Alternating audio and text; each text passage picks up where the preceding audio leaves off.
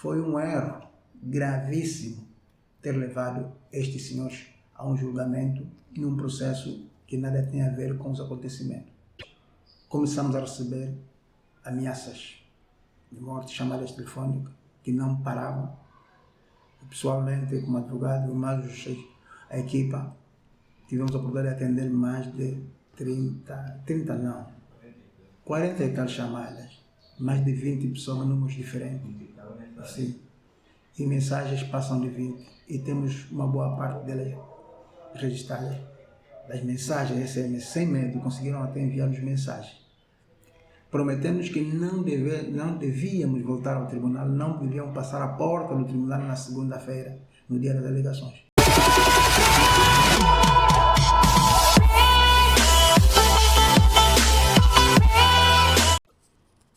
Muito boa tarde.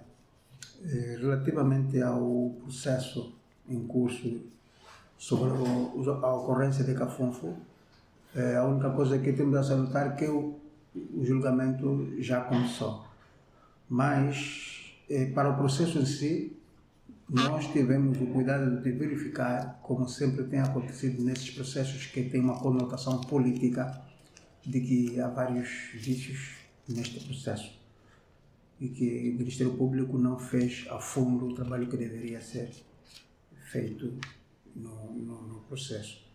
E, evidentemente, houve pedidos feitos pela defesa que não foram realizados também. Até o exemplo? O exemplo da necessidade da reconstituição do lugar dos fatos. Um processo complexo como este, para melhor entendimento, seria sempre bom que se soubesse realmente o posicionamento de cada envolvido, das forças policiais, assim como de pessoas que supostamente estão a ser acusados de terem cometido ato de rebelião.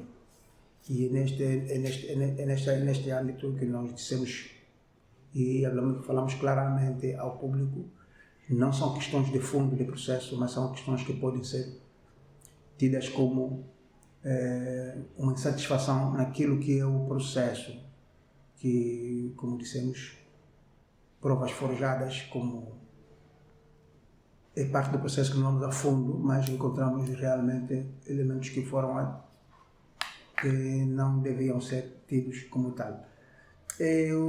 Quanto ao julgamento, dentro do processo estamos a trabalhar como sempre se trabalhou. Esperamos que o desfecho em si seja favorável para os réus, porque está claro que não tem nenhuma envolvência naquilo que supostamente se diz que eles tenham cometido, que é rebelião, associação criminosa, assim como ultraje aos símbolos pátrios, ou interesse de dividir o país, como se quer dizer. Lamentamos que esse processo tenha uma alta conotação política desde o princípio e que se mantenha assim, não diretamente em julgamento como tal, mas o percurso em si desse processo adveu-se tanto a isto. Entre outras, não entendemos por que os réus até agora continuem presos.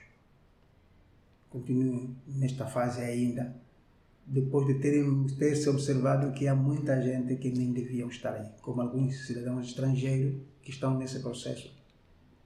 Nunca tiveram conotação com nenhuma instituição, associação no país, nem conhecem até os ditos membros do protetorado. Eram residentes, vendedores simples. De quais nacionalidades? Quase todos de nacionalidade congolesa, que residiam pacificamente, conhecidos há muito tempo, têm famílias angolanas e que foram apreendidos em suas casas e serviram como elemento para depois criarmos aquele ambiente de dizer que existem estrangeiros envolvidos e que estavam a orquestrar alguma sublevação ou então insurgência contra o regime ou o Estado angolano. E hoje em dia vemos também a questão de dementes, pessoas que nem são capazes de explicar de onde vêm. Então, isto não são questões processuais de fundo, que um advogado poderia reservar-se a dizer e nós aqui estamos a falar até como observatório para a coesão social, defensor dos direitos humanos, atos que achamos que é de violação dos direitos humanos e que importa levantar para que não continue a se dar esse tipo de vício que ferem os direitos constitucionais e ferem a incidência de cada um do cidadão quando se vê numa situação como esta. E também podíamos dizer por que a conotação política, porque estes detidos até a presente nunca tiveram a liberdade, a oportunidade de gozar daqueles direitos e garantias constitucionais, de serem visitados pelos seus familiares. Les é impedido de visitar os seus familiares. Tiveram uma ou outra oportunidade de falar com algum advogado, mas familiares nunca tiveram essa oportunidade. Então perguntamos-nos, se são presos com esses direitos que estão garantidos nas normas vigentes, por que não, estando detidos, não se lhes permitiu isso? E a forma em que foi tratado o processo desde o princípio. Muitas altas figuras do país pronunciaram-se diretamente sobre este processo.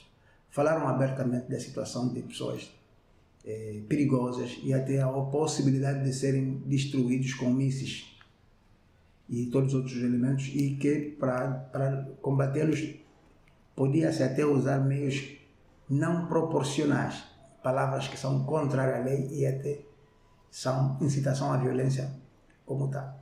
E então, não podemos resumir essa questão num simples entendimento ou ânimo leve, porque eles foram vistos mais com o critério de presunção de culpa do que presunção de inocência.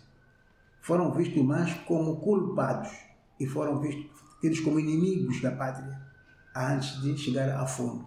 E agora observamos, uma vez o caso em juízo, vê-se que o que está no processo, o que se discutiu até agora, em nada tem a ver com aquelas expressões, com aquilo quanto se disse. A outra coisa que nos faz entender, assim como defensores de direitos humanos e ativistas, neste processo, a questão não são os detidos, que supostamente tenham cometido o famoso crime que eles é imputado, que é de rebelião, ultraje ao símbolo pátrio, ou associação criminosa. Houve mais de 100 mortes em Cafofo. Pessoas executadas de uma forma discriminada. Existe um relatório que foi publicado por nós e por outras organizações que nos antecederam, mas o nosso foi concreto em conseguirmos determinar essa quantidade com todas as provas. E dentro de dias entregaremos ao público já este relatório. Já anunciamos, colocamos o apêndice que prometemos na vez passada e agora vamos fazer chegar agora ao público, e assim como aquelas instituições que estavam à espera que fizéssemos os ajustes finais do relatório. A quem recaem as mortes que ocorreram? As mortes foram cometidas, e isto eu confesso, pelas forças de defesa e segurança. Muitos forças de defesa e segurança. Agora, é questão de determinar entre a combinação de força, se foi a polícia, os FARC, os elementos da Guarda Fronteira, ou todos aqueles, e até o SINS, todos, porque havia uma combinação de força. Havia um estado de prevenção antes do dia 30. Houve muita gente detida muito antes deste acontecimento. E até houve pessoas que foram julgadas preventivamente e sumariamente para persuadir que não houvesse manifestação. O que se sabe é que houve manifestação. Cumpriu-se ou não com os pressupostos da manifestação é uma coisa que se trata de outra forma, não matando. Levar um processo de rebelião, associação criminosa e ultraje, quando que houve uma manifestação avisada, também é outra situação. A quem interessa este processo? Por que foi motivado e por que foi promovido até o juízo, ao julgamento? É o que é lamentável no sistema jurídico, é o que é lamentável no sistema político angolano e na imagem do país. Foi um erro gravíssimo ter levado estes senhores a um julgamento num processo que nada tem a ver com os acontecimentos. E deixar de parte, porque até o Ministério Público, aqueles que cometeram essas mortes, os que massacraram mais de 100 angolanos, nenhum desses respondeu, nenhum desses foi chamado a depor. E assim vemos que o interesse do nosso Estado é deixar que isto fique como um caso não esclarecido, como tantos outros aconteceram na história angolana. Mas, se houve interesse de julgar estes 23 que foram, a princípio, levados ao processo, então há uma obrigação do Ministério Público também julgar aqueles que cometeram as mortes, porque até o Ministério Público foi claro em dizer que houve excesso na parte das forças de defesa e segurança. Apesar de ter falado de 10 mortes, temos documento para apresentar que houve 100 que podemos comprovar. Houve perseguições, há feridos, há sobreviventes. Então o Ministério Público, quando quiser, pode investigar no terreno e ter as informações. E se não, pode auxiliar-se do nosso relatório, como o relatório que outras organizações fizeram, para poder então identificar todos aqueles que violaram a lei, como diz a nossa Constituição. Todos somos iguais perante a lei. E nesse sentido, cumprindo funções ou não, com fardas ou não, rico ou pobre, somos iguais. Então, que seja a lei aplicada de igual modo. Nesse momento, essa sentença não seria uma sentença realmente que vai responder à expectativa da sociedade, porque deveríamos ter neste momento 2 processos à altura, uns a responderem supostamente pela rebelião e outros a responderem por terem assim executado angolanos indefesos, desarmados e que não deviam ter sido. E está o caso da justiça social, as viúvas, os órfãos e todos aqueles que de uma forma ou outra perderam um parente numa situação em que conscientemente sabem que esta pessoa estava a reclamar direitos sociais, melhoria de condições de vida, que também o nosso Estado deu costas ao clamor desta gente. Todas essas preocupações somam-se no que nós consideramos que é a maior injustiça que pode acontecer num processo que todo mundo tem conhecimento. E o pior de tudo é a denegação da justiça, que também é um crime. A prevaricação dos funcionários que trataram esses processos, esconderam provas. E também que propositadamente incluíram ou levaram pessoas a um processo que nem deviam estar, sabendo que não tinham nada a ver.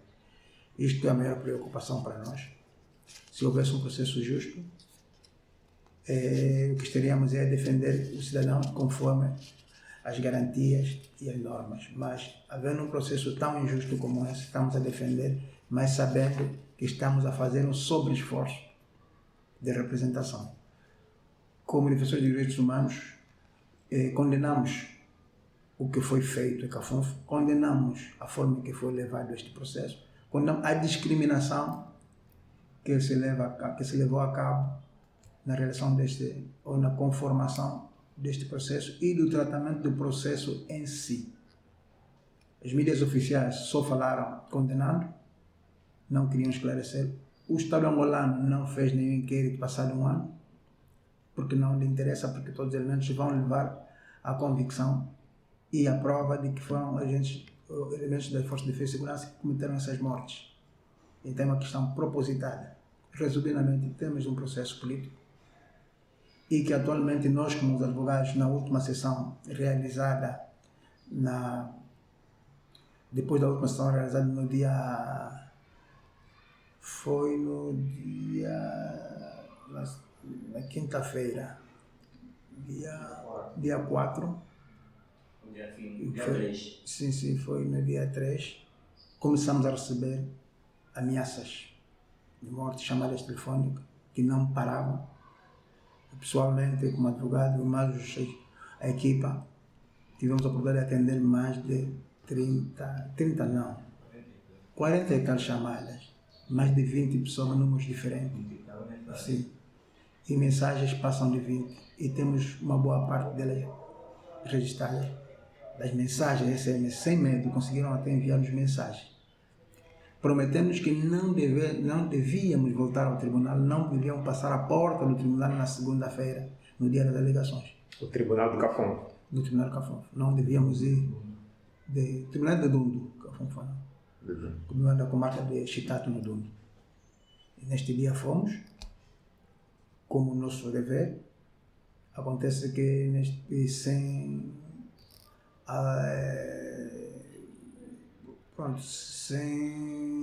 nos ter dito antes ou não sem nenhuma, como podíamos, sim, sem previamente termos sido comunicado, nos foi dito que a audiência não deveria realizar porque o Ministério Público não estava, não se encontrava, estava a fazer diligências noutras localidades e assim foi adiada a sessão de audiência para mais uma semana.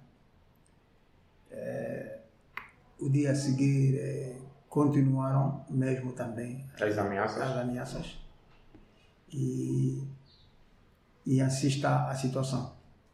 Neste momento que estamos a falar, não recebemos outra, depois da denúncia feita, depois dos mídias falarem da situação, não recebemos, mas nós temos as cópias, poderemos publicar os números, as ameaças ditas e também mostrar no nosso telefone quantos números nós bloqueamos e quantas chamadas foram bloqueadas. As operadoras de telefone também poderão comprovar a existência dessas ameaças.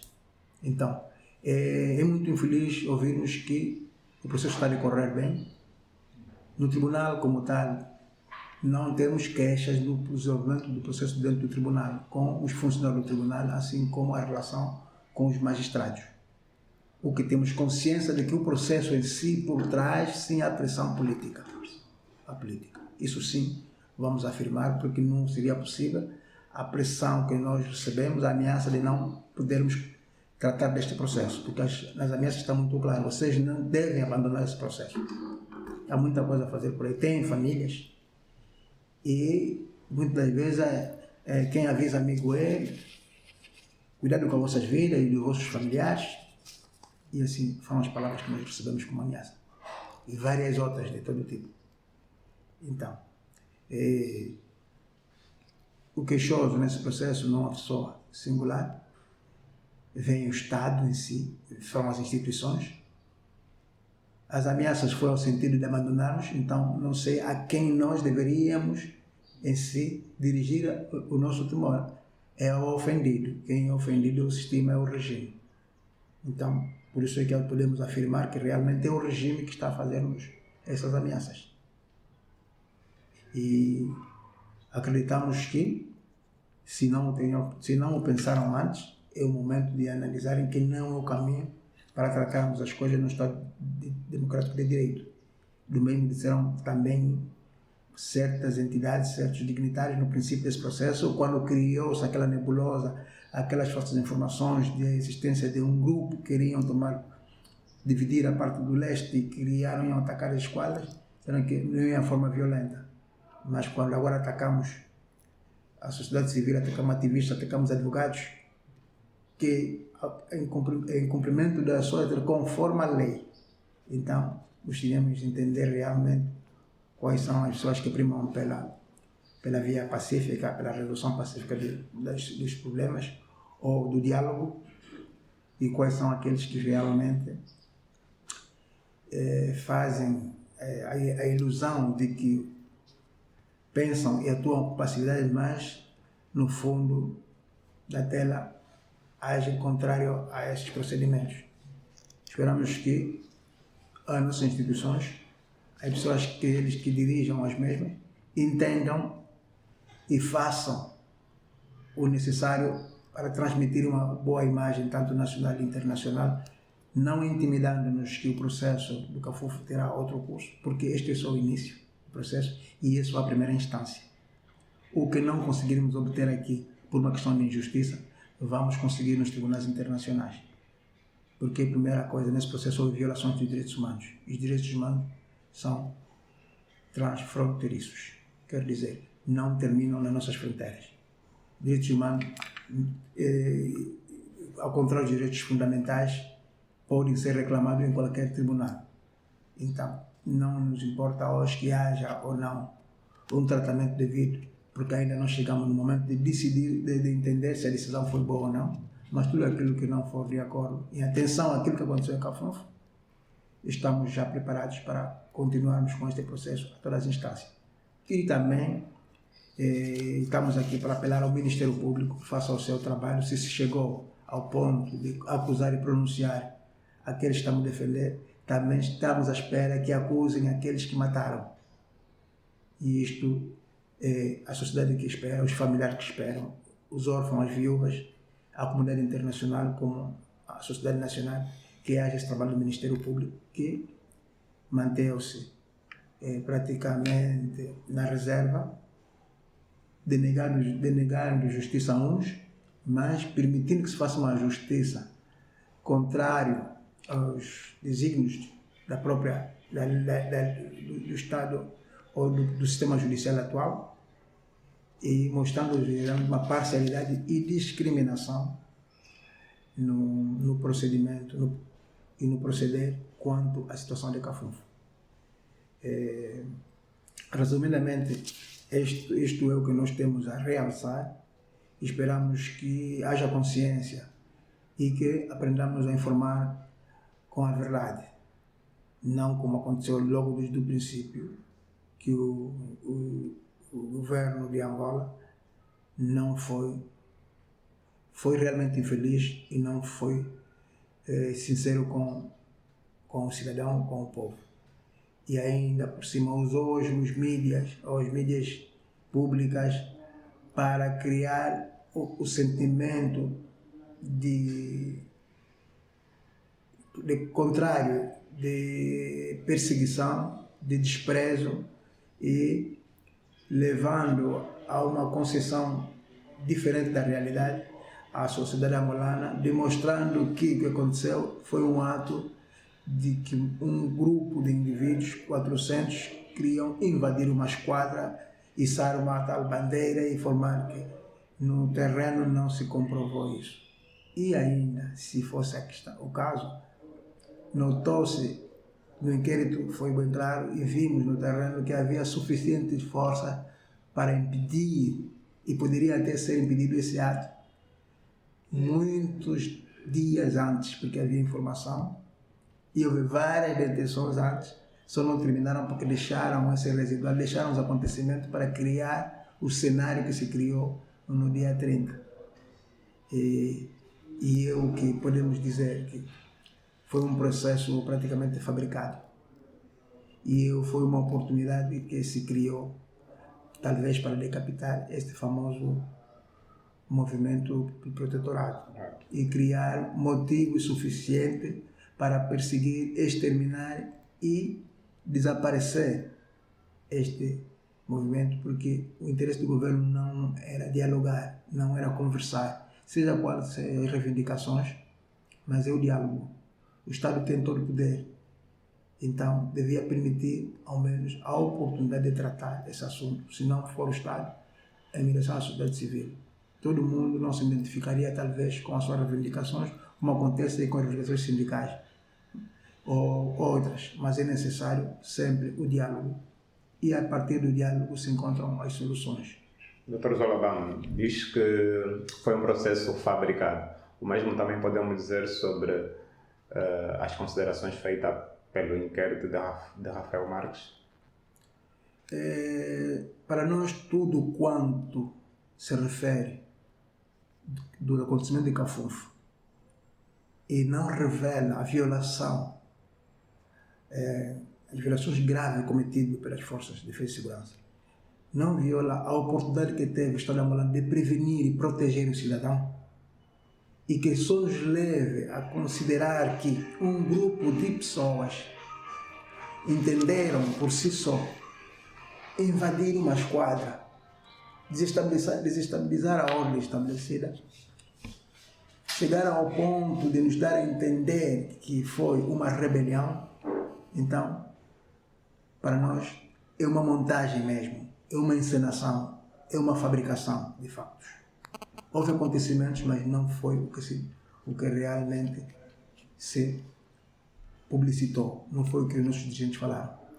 Quanto o que o Rafael Marques teria publicado, eu pediria à população que fizesse contrapeso do que realmente publicaram os outros, o que nós publicamos e o que se saberá daqui a tempo, mesmo depois desse processo, para vermos, porque a verdade a verdade não se pode guardar por muito tempo, ou a mentira não perdura por sempre. Os nossos dirigentes não disseram a verdade. E o que se confirma, o que se vê realmente lá é contrário àquilo que foi dito. Então, por mais que queiramos limitar, por mais que queiramos evitar que seja visto aquilo, mas hoje em dia os desaparecidos, alguns vão aparecendo, os feridos estão aí, os que morreram nas cadeias estão aí as provas, se sobreviveram da massacre na primeira fase e que depois foram reenviados para as casas e faleceram em suas casas, estão aí as provas. Então, as provas de mais de 100 mortes estão aí. Então, se há ou não outros relatórios, é só uma questão de dizer se dizem isto e por que temos esses mortos. Há uma coisa certa, que o Estado angolano, representado por este governo, não vai conseguir entregar em vida as 100 e tal pessoas que morreram. Ao não conseguir nos entregar essas pessoas em vida, temos a prova de que se cometeu esses atos. E quem cometeu foram as forças de defesa e segurança, coordenadas, porque foi bem claro e publicamente se disse que estavam preparados. Então, um governo responsável, um governo capacitado, um governo que realiza despesas exorbitantes, faraônicos na defesa e tem tantos órgãos preparados, não cometeria esta que nós chamamos gafe, este crime hediondo de assassinar mais de 100 cidadãos indefesos e depois não assumir os acontecimentos e ainda por cima evitar que um inquérito verdadeiro seja feito. E qual é o posicionamento do líder do protetorado quanto face a esta situação? Bom, nós realmente estamos a defender todos quantos estão nesse processo, menos o líder que está do protetorado, o senhor José Mateus, que está a ser defendido por outro escritório. Okay. Sim. Então, o seu posicionamento talvez deveríamos limitar um pouco de falar sobre a sua posição, porque não é nosso constituinte. Okay. Mas só sabemos que também sente-se injustiçado. Foi detido em Luanda, quando os fatos aconteceram. Até o momento está em Luanda. Encontra-se também no Dundo neste momento com o resto dos detidos. Okay. Sim. Mas como todos os que estão implicados nesse processo, todos se sentem injustiçados, que os seus direitos não foram respeitados, foram maltratados, foram coagidos.